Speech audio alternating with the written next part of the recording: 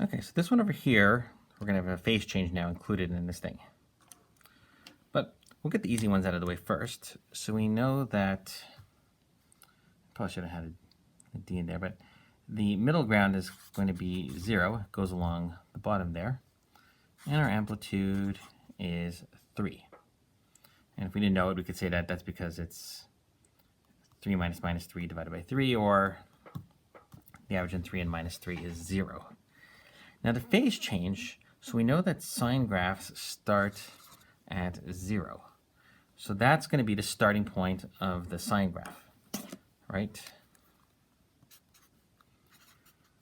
So that's the start of the sine x graph. It's going to be over there. It's in the middle going up.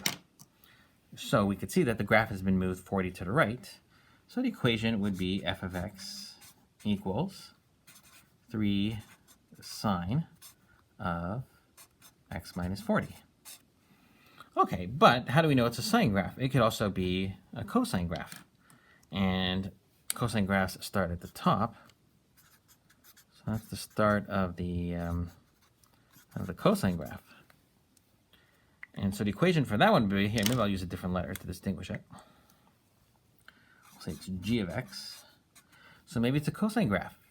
And so the amplitude would still be 3. Now it would be a cosine graph. But normally a cosine graph starts over there, but it's been moved 130 over to the right. So it would be x minus 130.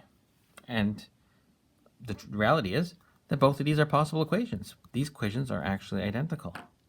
But that's not all.